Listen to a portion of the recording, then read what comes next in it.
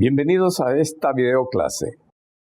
Vamos a hablar en esta ocasión lo que son los sistemas de costos por procesos.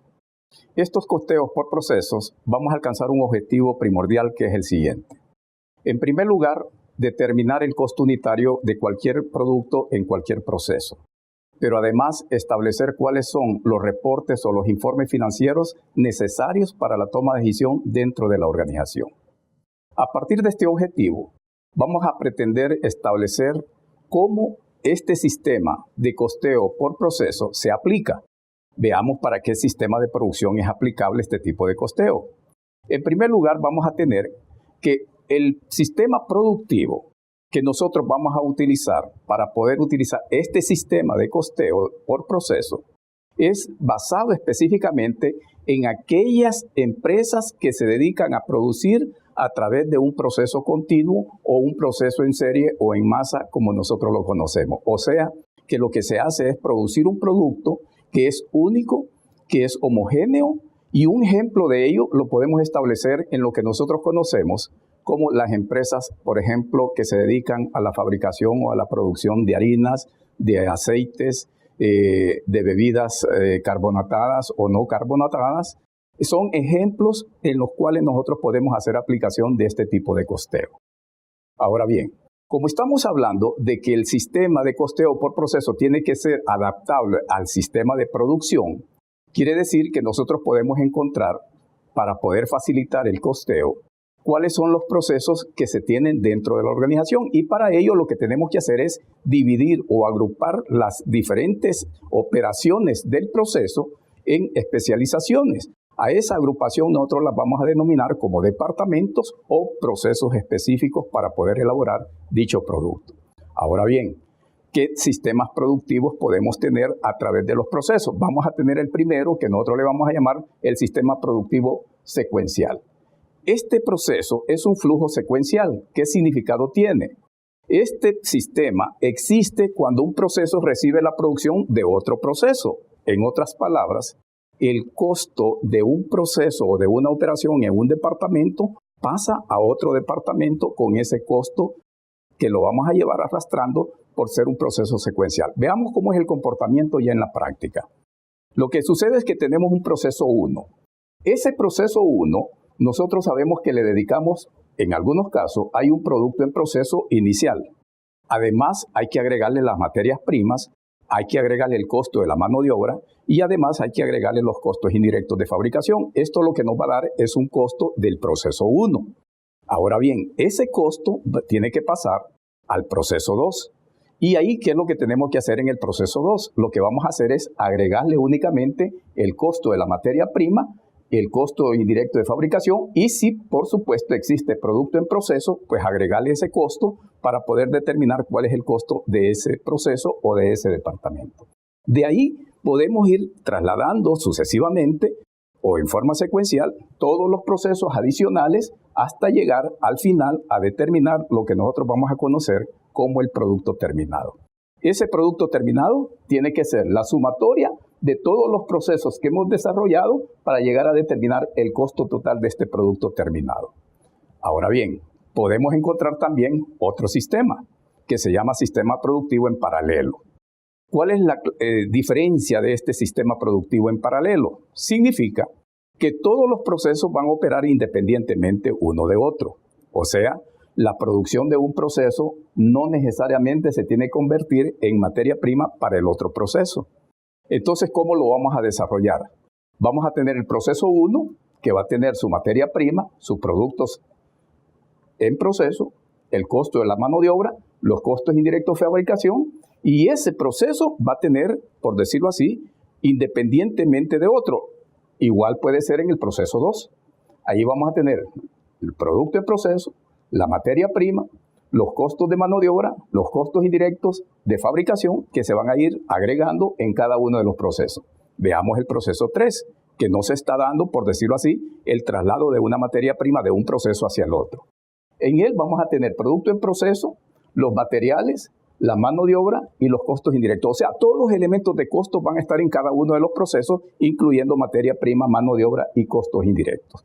Esto nos va a llevar también a un proceso 4, los cuales, si ustedes observan, se va a utilizar el mismo costo de productos en proceso, materiales, mano de obra, costos indirectos. Pero si se dan cuenta, cada proceso es independiente.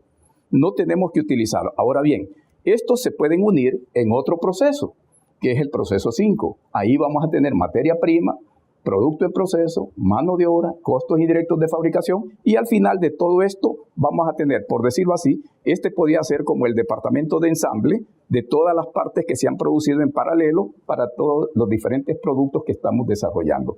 Al final de todo esto, lo que nos interesa es llegar a determinar cuál es el costo del producto terminado, porque va a ser, por decirlo así, la materia prima o el producto que sale del proceso 1, el producto que sale del proceso 2, el producto que sale del proceso 3, el producto que sale del proceso 4, se unen en el proceso 5 para llegar a determinar este costo del producto terminado. Ese es el sistema productivo en paralelo. Pero también nos vamos a encontrar con otro sistema, que es el productivo selectivo. Este es un flujo selectivo. ¿Qué significa en este caso este sistema de producción? Son varios productos los que se producen a partir de una misma materia prima inicial. El producto final se determina por el proceso que pasa y cada proceso va a producir un producto producto terminado independiente, diferente. Veamos el ejemplo. En el departamento 1 o el proceso 1 se tiene la producción en proceso, el costo de los materiales, la mano de obra, los costos indirectos. A partir de ahí, nosotros podemos sacar el primer producto, que es el producto A. Pero esa materia prima que sale de ese departamento 1 pasa a formar parte de otro producto que le vamos a agregar el producto en proceso, la mano de obra y el costo indirecto de fabricación, y nos va a dar como resultado un producto B. Luego tenemos otro departamento, que es el departamento 3 o proceso 3. Ahí va a tener un producto en proceso, el costo de la mano de obra directa, los costos indirectos. Si se dan cuenta, aquí ya no existe materia prima, porque ha sido transferida del departamento 1. Al final, ¿qué vamos a tener? Un producto C. Todos estos tres productos, al final, van a pasar a un solo, llamémosle así, a una sola cuenta. Esa cuenta nosotros la vamos a llamar como productos terminados, o sea, el inventario de productos terminados, donde van a ir a coincidir el producto A, el producto B y el producto C. A partir de estas tres formas de sistemas de producción, ya nosotros podemos entrar en determinar cómo nosotros podemos costear cada uno de estos productos. Entonces, ¿cómo se determina el costo unitario?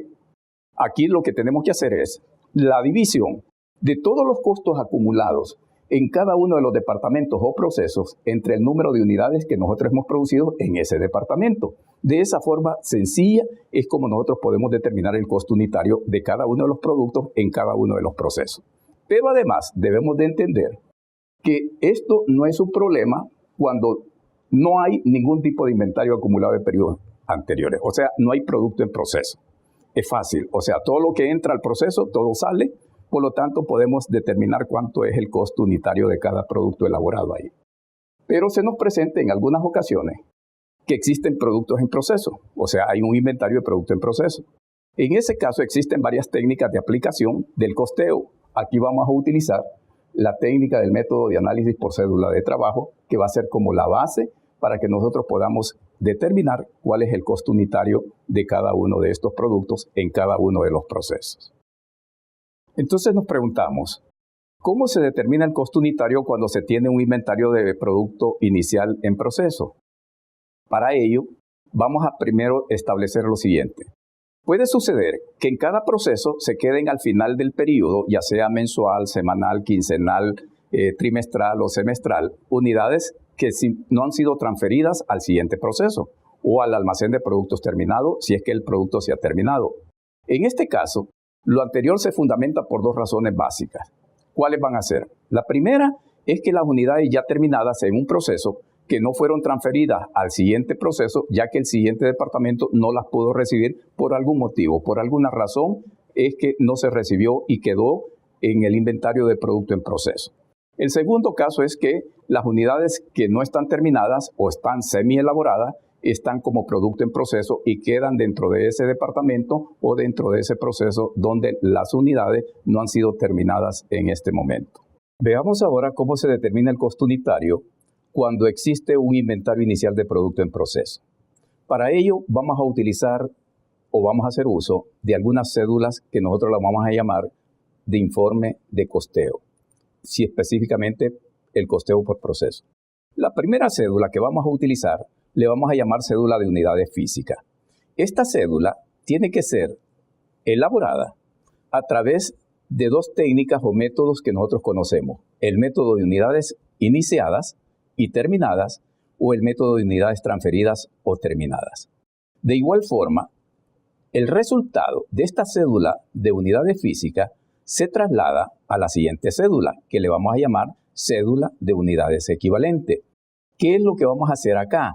Lo que vamos a hacer es, aplicando siempre los mismos métodos de unidades iniciadas y terminadas o el de unidades transferidas o terminadas, vamos a establecer cuánto es en realidad el valor de las unidades equivalentes de aquellas que han quedado en proceso, que es lo que nosotros pretendemos alcanzar. A partir del resultado de esta cédula de unidades equivalentes, nos vamos a trasladar esos datos a la cédula de asignación de costos. En esta cédula de asignación de costos, vamos a utilizar un método de valoración de inventarios para poder evaluar los inventarios finales de los productos que quedan en proceso.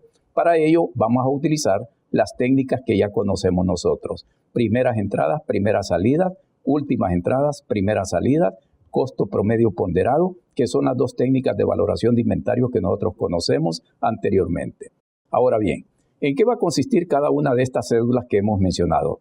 Vamos a hacer un ejemplo de cada una de ellas. Veamos el primer caso. La cédula para elaborar el reporte de costos por proceso. Vamos a tener el ejemplo de una cédula de unidades físicas utilizando el método de unidades transferidas o terminadas. Para este caso vamos a utilizar el siguiente formato, que es la cédula que andamos buscando. En este caso vamos a iniciar esta cédula con unidades iniciadas en el periodo. Le vamos a sumar el inventario inicial de producto que está en proceso. Luego, la sumatoria de ambos nos va a dar las unidades disponibles en el periodo. A esto le restamos el inventario final de producto en proceso y nos va a dar el total de unidades transferidas al siguiente departamento, que son las unidades que vamos a pasar a la siguiente cédula presupuestaria, que es de las unidades equivalentes. Ahora bien, estamos utilizando el método de unidades transferidas o terminadas, que es el que comúnmente vamos a utilizar, pero podemos utilizar también otra cédula, siempre de unidades físicas, pero utilizando ahora lo que nosotros vamos a conocer como el método de unidades iniciadas y terminadas. Para ello vamos a utilizar la siguiente cédula. Las unidades iniciadas en el periodo le vamos a sumar las unidades de inventario inicial de producto en proceso que se tiene. Esto nos va a dar el total de unidades disponibles. A eso le restamos el inventario final de productos en proceso y nos va a dar las unidades transferidas al siguiente departamento. Si a eso le restamos el inventario inicial de productos en proceso, nos va a dar el total de unidades iniciadas y terminadas en el periodo, que es la otra forma que se puede utilizar para poder encontrar o poder utilizar la cédula de unidades físicas.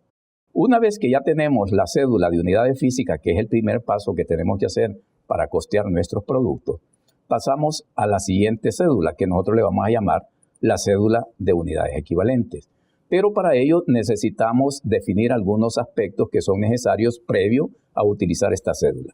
En primer lugar, establecer cuál es el objetivo. El objetivo en este caso es cuantificar los productos que se hubiesen terminado con los recursos utilizados hasta la fecha.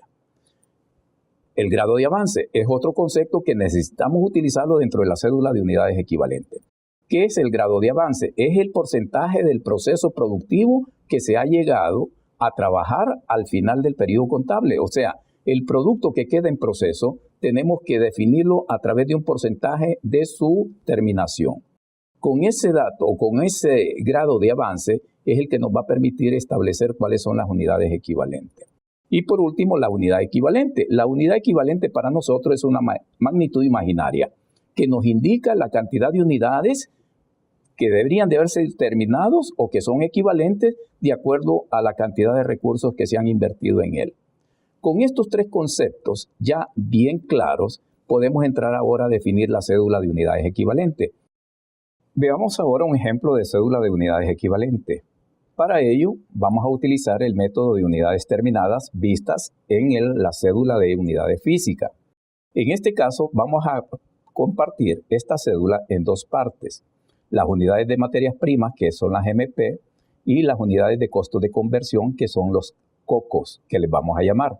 Para ello vamos a poner la misma cantidad que nos salió en la cédula de unidades físicas como unidades terminadas o transferidas en el periodo, más el inventario final del producto en proceso multiplicado por el grado de avance. Esto nos va a dar igual al total de unidades equivalentes en el periodo. A esto le restamos el inventario inicial de producto en proceso por el grado de avance que tiene, y esto nos da como resultado final las unidades equivalentes producidas en el periodo, siempre en función de las unidades de materia prima y en función de los costos de conversión, entendiéndose que el costo de conversión es la mano de obra más los costos indirectos de fabricación. Ok, con esto estamos utilizando el método de unidades terminadas, pero podemos utilizar también el otro método, que es el de las unidades iniciadas y terminadas. ¿Qué es lo que tenemos que hacer? Lo único que cambia son estas categorías de unidades que vamos a manejar, pero siempre vamos a utilizar unidades de materia prima, unidades de costo de conversión. Entonces aquí traemos de las unidades iniciadas y terminadas de la cédula física, trasladamos estos dos valores iguales.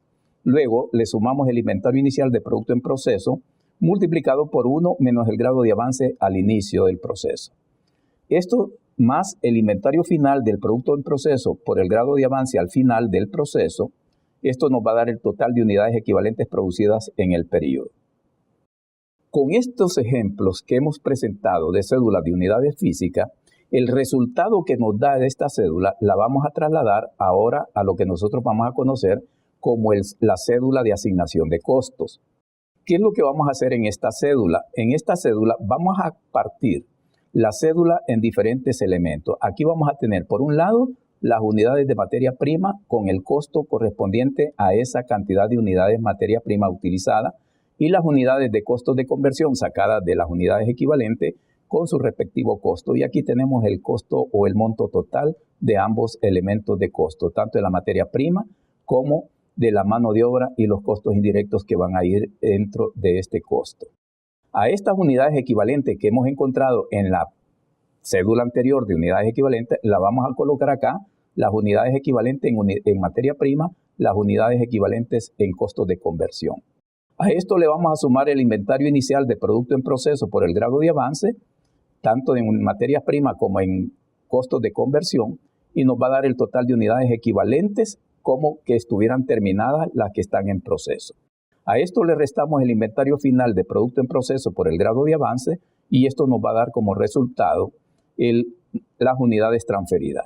Debemos de lograr entender que este total de unidades transferidas en unidades de materia prima, tanto como en unidades de costos de conversión, tiene que ser exactamente la misma que nos dio en la cédula de unidades físicas, en la cual nosotros asignamos el valor de las unidades transferidas o terminadas en el periodo. Si no nos da igual este resultado, quiere decir que algo hemos hecho mal, algún cálculo no lo hicimos correctamente y de esa manera podemos ir determinando cuál es el costo unitario. Ahora bien, esta asignación de costo, ¿qué es lo que nos va a dar?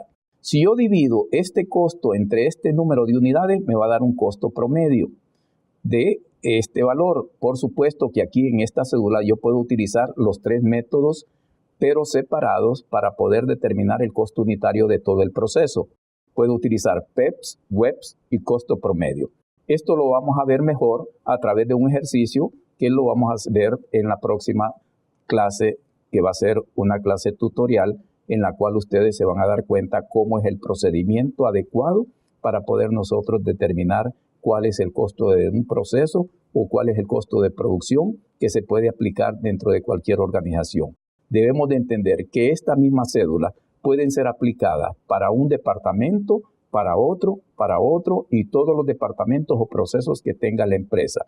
¿Qué es lo que tenemos que hacer para determinar el costo unitario si pasa por diferentes procesos nuestros productos? Lo que vamos a hacer es que por cada departamento le vamos a encontrar su costo y al final la sumatoria por todos los departamentos que pasó de los costos unitarios, ese va a ser el costo que vamos a tener de nuestro producto final. Espero que con esta videoclase les haya quedado claro cómo es que podemos llevar el costeo de una empresa a través de lo que nosotros conocemos como el proceso de producción, a través de lo que hemos visto que son los sistemas de procesos de producción dentro de ella. No me queda más que agradecerles su atención y cualquier duda, pues no duden en consultárselas con sus tutores. Muchas gracias.